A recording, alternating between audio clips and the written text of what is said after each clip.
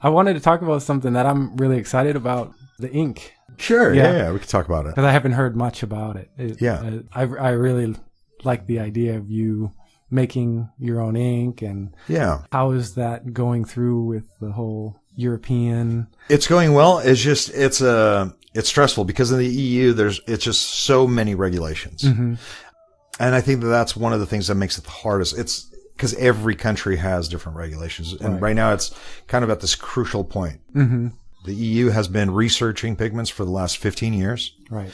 And they haven't come to any decisive conclusions on it, mm-hmm. whether on its safety or not.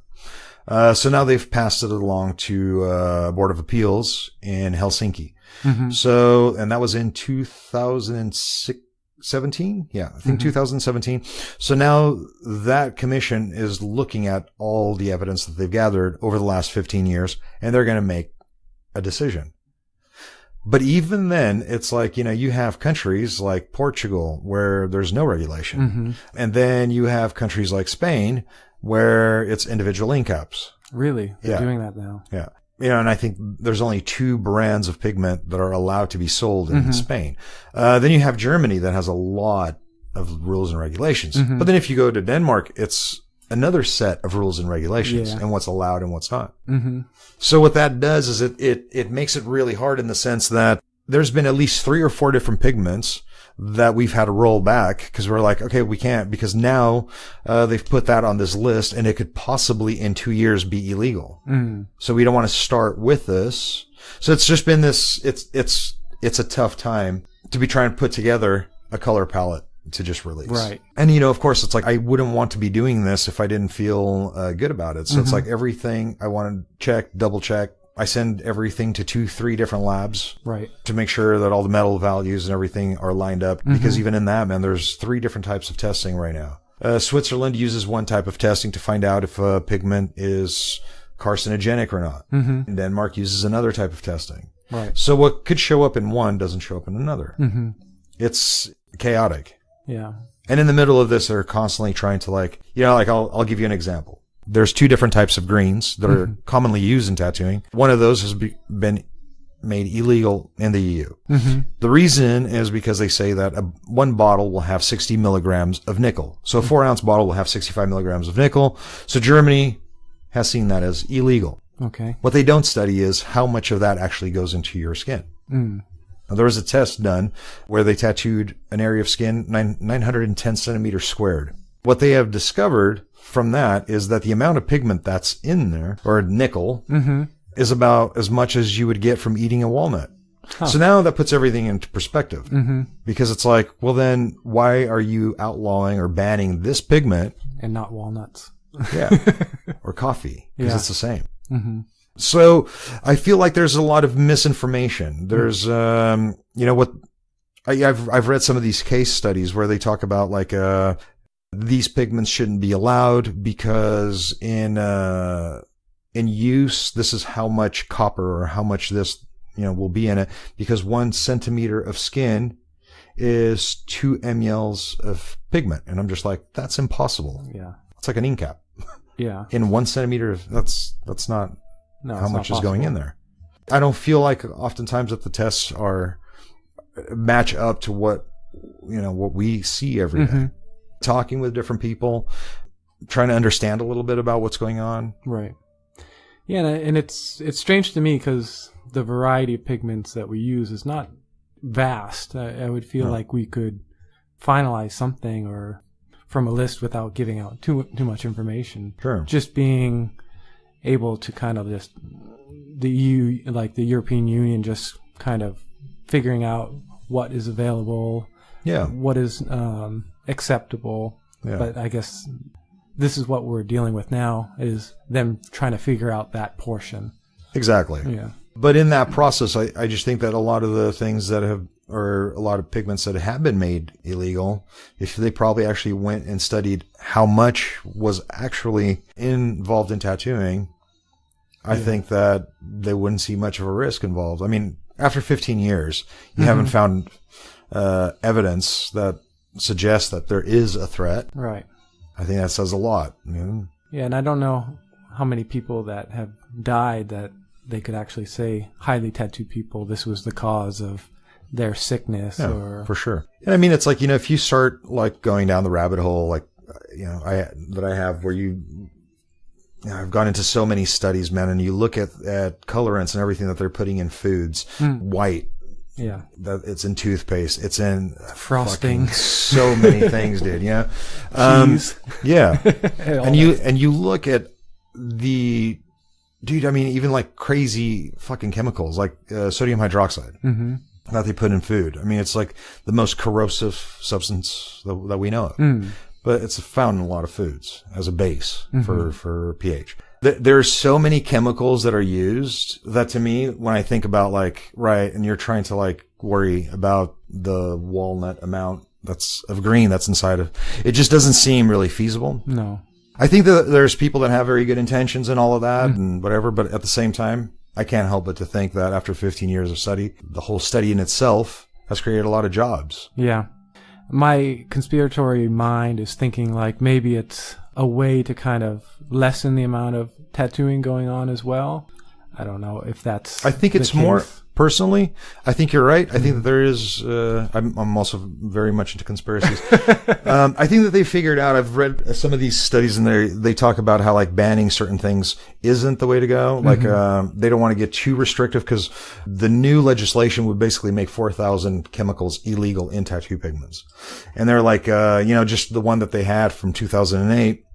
That legislation, they're like, it was already hard enough to control like the 50 or 60 substances that we didn't want in tattoo pigments. So they're like, they figured out that the harder they make it, the more they open up a black market. Right.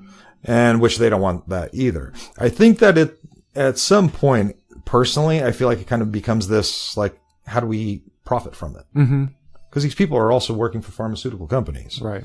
And I've seen studies and patents floating around of, them putting barriers around particles, pigment particles. I've heard about this, but I didn't quite understand. It's well, I'm not trying to say that like I know what's happening, I know everything about it, but for me, it's like I just kind of feel a little like, well, if you look at that and you look at what that entails and the cost of that, and they say that themselves, they're like, most pigment companies would not be able to pay for this kind of treatment of pigments. Right.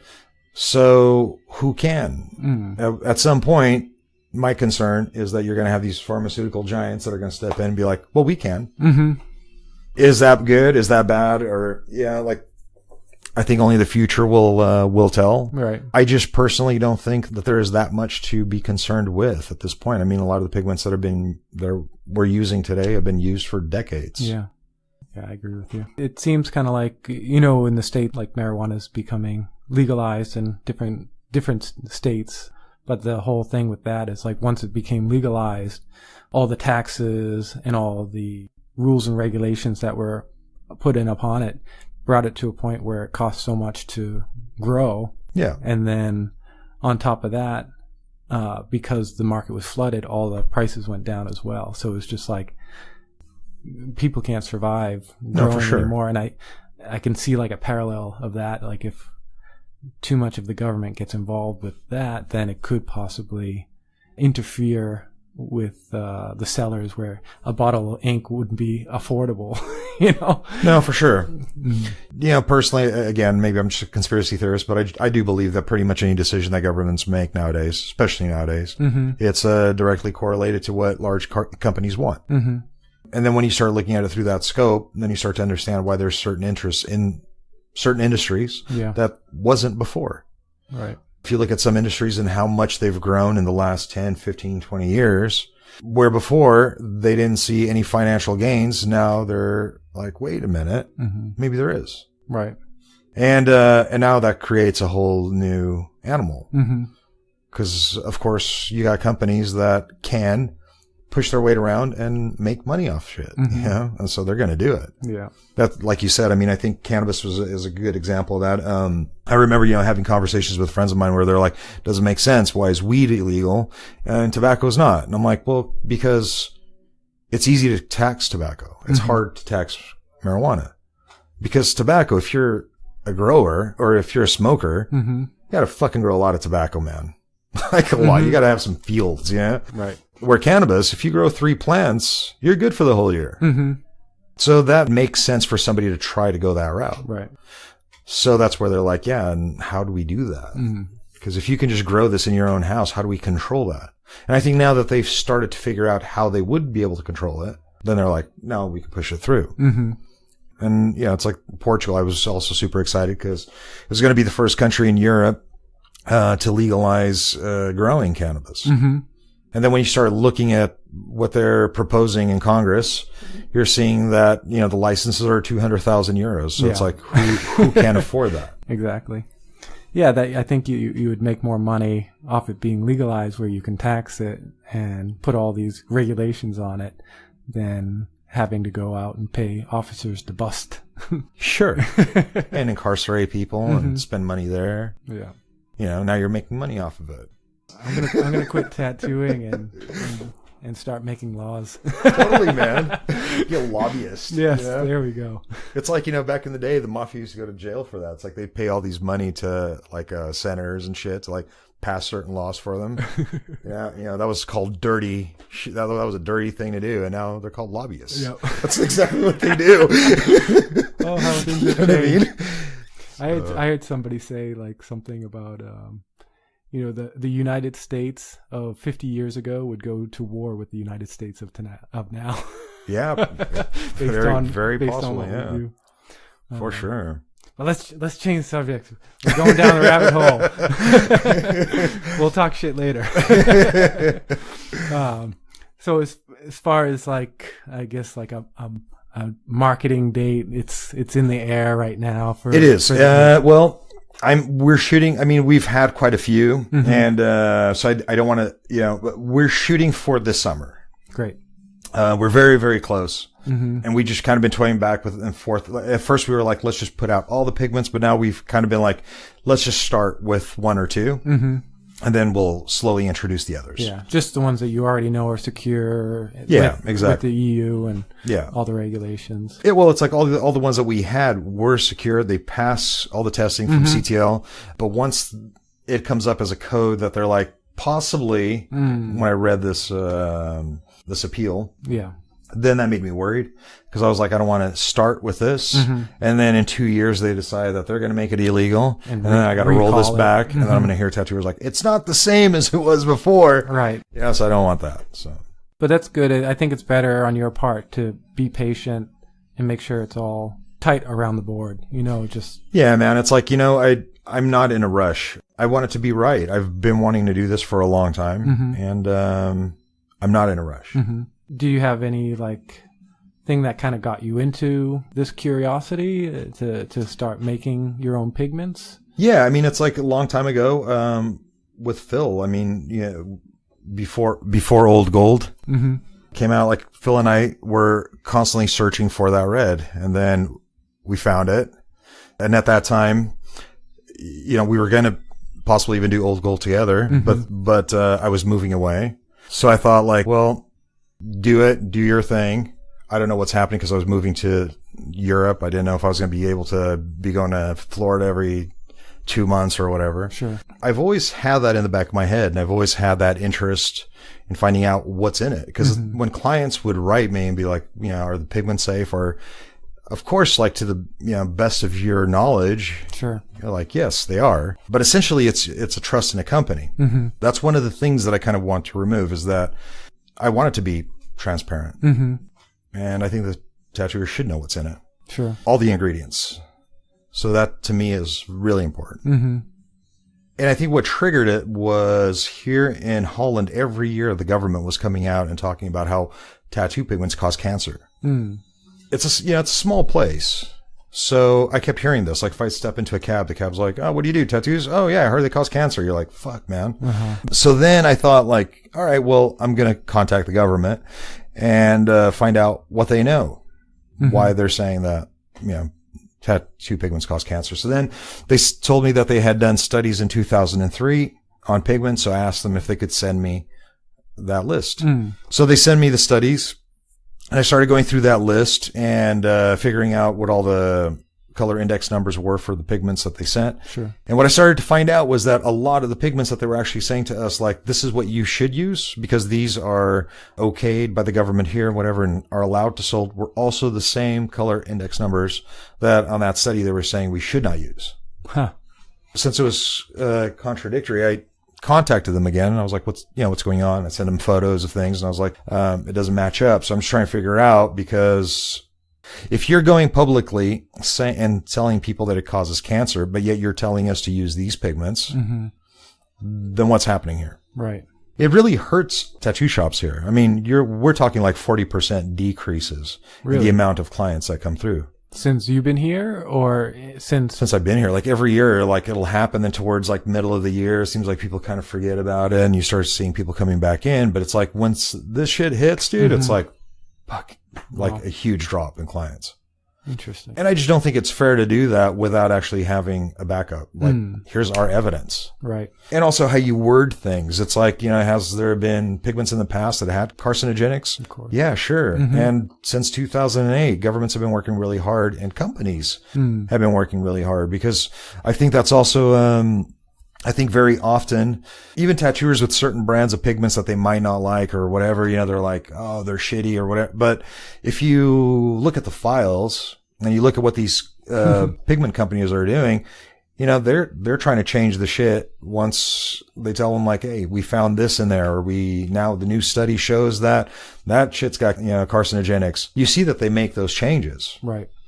So then it's not fair to years later, based on a study that you did in 2003, still be kind of, throwing that out there. So I just thought like, all right, cool. Well, then I want to start this and make the pigments as safe as possible so that I have full control over it. And the next time that this happens, I can actually call the press and be like, well, let's rebuttal it. Let's have them come down and bring their evidence and we'll bring ours and let's discuss it. Yeah, it's better to be prepared and know what you're talking about and just being like, I'm pretty sure it's okay. Yeah, sure.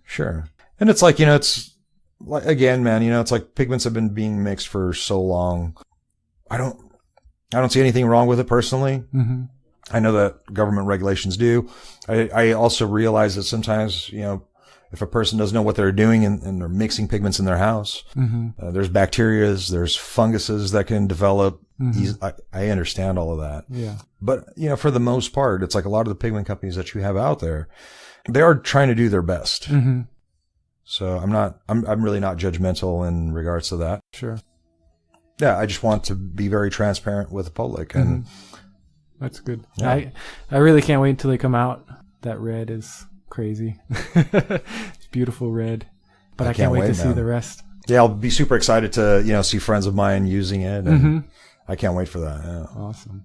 Is there anything you want to talk about that we haven't shared, or do you want to talk about the future? The future? If any future plans? Do you have any? Kind of. I mean, I can ask you. I'll segue from the ink to the future plans. The future. Seamless, I can do it. So, no.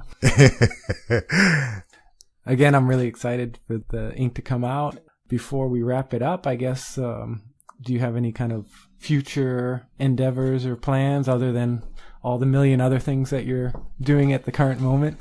No, I just want to keep going with the shop. We've decided on that, so we're going to do that. Go for another 5 years.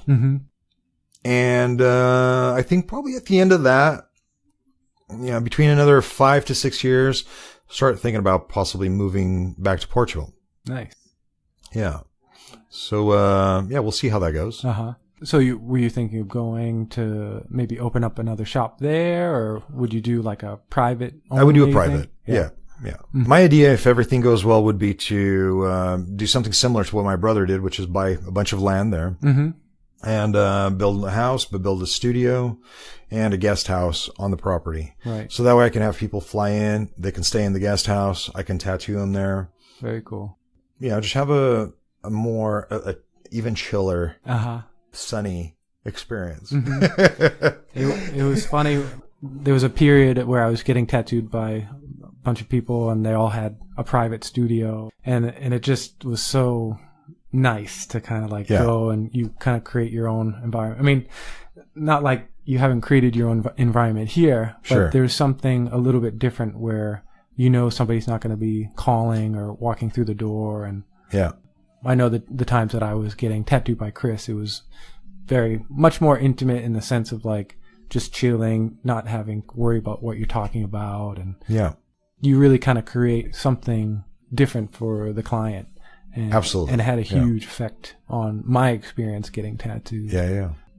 But yeah, that'd be cool, man. Yeah, it's like I just want to facilitate also like, people that, when I was in Portugal, I had a lot of people traveling in from England, from other parts of Europe. So I'd like to keep that going, but just make it easy for people where they could just fly in to Lisbon or Porto Airport, depending on where I would find a place.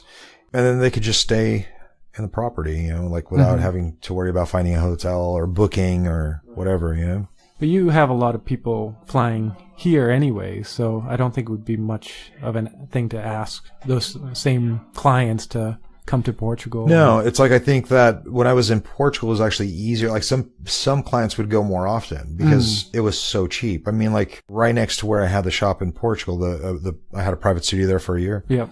Before moving here, there was an Airbnb where they pay $35 a night. And you're 200 meters from the beach. So a lot of clients of mine were like, that's so easy. Like, yeah, no problem. So go swimming first, don't get a tan, Yeah, and then get exactly. tattooed before you go home. It's like the day you fly in, that's the day you get tattooed. After that, it's up to you. But I mean, with that type of environment where things are a little bit cheaper, it seems like it would be you'd have much more time for the family, much more time to like design and prep without having the extra pressures of running a shop and stuff. Exactly. And I learned some lessons from when I was there.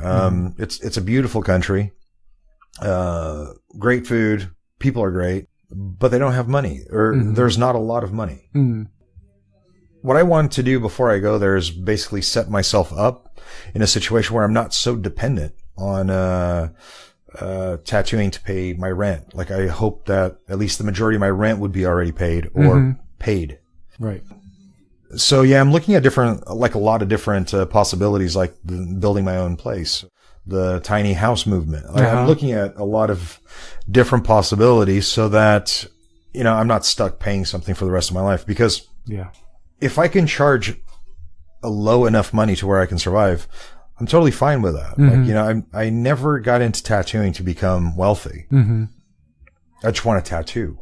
So if that means like me bringing down the prices when I live there, it's fine. I just want to set myself up so that I can do that. Sure. Because that's what I found difficult was, when I was living there, I needed the money to be able to just pay rent for a private studio, pay rent for a house, but then people couldn't afford it. Right. That's what I don't want to. Right. Make it affordable and everybody's happy. Yeah. That's awesome, man. Yeah. I'd like to do something where, I'd do more of the designs that I would want to do, post that or whatever, or offer that to people at a lower price, but then keep just a small amount of things that I'd be working on, but it's just what I want to do, like projects that I'm interested in doing. Very good. So more art focused, less, keep the important things in the forefront and let all the logistics kind of fall in behind. Yeah, for sure, man. Because at the end of it, I think that, sometimes obviously we all like getting paid and we need it, or else we can't sustain ourselves. But it is a service as well. Of course. Yeah. But I just find a lot of times it keeps, people from being able to finish things when they want. Not everybody can afford a tattoo. And, for me, honestly, like very often I find myself thinking like, shit, if I didn't need to pay, rent or tax or whatever, I would just tell the person to come in. Like, what do you have? Right. $50? Cool. Let's do it. Don't say that too much. People are don't say that. No. They're going to take advantage of you. No, but you know what I mean. It's I just think that the way that things are set up, obviously you have to think about that and you have to be aware of it and you have to survive, of course. And take in consideration the community that you're in as well. Yeah. Because And it is a real thing. I mean, you hear a lot of people saying like, well, tattooers make a lot. And I'm just like, we don't, because of all the things that, first off, how much you're taxed. That takes a huge chunk. Depending on where you live, you got to pay for your own health care. Yeah. And then you got to pay for your own retirement. You start looking at all those things and you're like, no, I don't get paid that much. Yeah. Yeah, I get that a lot. Like, oh, you know, blah, blah, blah. But yeah, I don't think people really understand, you know, what goes into it. And the perks that they have. Like, I mean, you know, if you work for a company, you know, you smash your hand, you're out of work for 3 months, you're getting a check. Not me. I That's I not work our with a broken hand. case. My hand's all fucked from broken hand tattooing. Yeah, dude. So yeah, it's like you don't have that option. So that's what I always tell people. Like sometimes I'll get people, it's very expensive. I'm just like, well, then you're not very aware of you know, everything that it encompasses. Right. Yeah. Well, that's awesome. So at least for the next 5 or 6 years, we can find you here. Absolutely. Yes, I'll be here. Yeah. Yeah. And we can find you on Instagram, obviously, Marco Serio, and the Blue Bloods Instagram as well as the Blue Bloods Studios. Studios.com. That's our website. Yeah. It's .nl. Not .nl. Okay. .nl. Yes, and then we are the Blue Blood Studios. That's on Instagram. Awesome. And we have an article coming out in February in Tattoo Life. Yeah. Yeah. So it'd be nice for people to look out for that one. In February, you said? Yeah. Awesome.